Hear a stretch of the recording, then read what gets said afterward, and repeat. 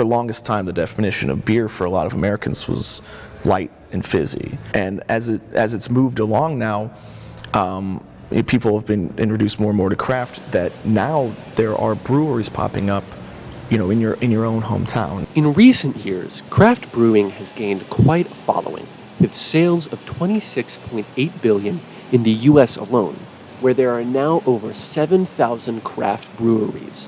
And these smaller, independent brewers are popping up everywhere, from North Dakota to right here in Danville, Virginia. Chris Myers is the head of Danville's own Ballad Brewing. My dad got me into home brewing. He's always been a big fan of, back before there was not a lot of craft brewing, it was imports. So he's a big fan of German beer, and kind of expanded from there and into craft beer when it became a possibility to have. Because of our love for it, he basically just passed it on to me, just that enthusiasm that he had. He began to homebrew, and then I began to homebrew with him, and then kind of developed into what I feel like a lot of homebrewers, the idea that they get in their head, which is, we should start a brewery. We began to look at different places, and we started looking in Danville just because it's hometown. I still have a lot of family around here, and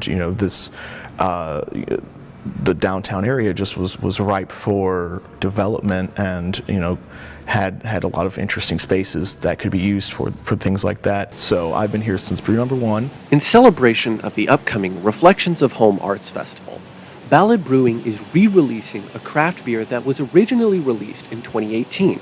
It was affectionately titled Home. Basically, we're just saying, what do you want after work? You just want something to relax with. You can sit down, you can drink that beer, and it's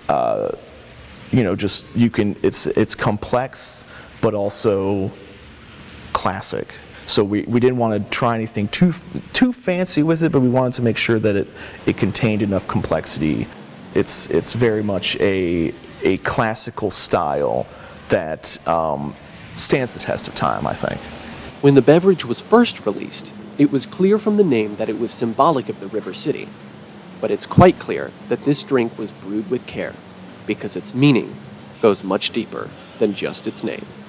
It's just kind of a reclamation, basically the same as we're taking these warehouses and creating something inside of them.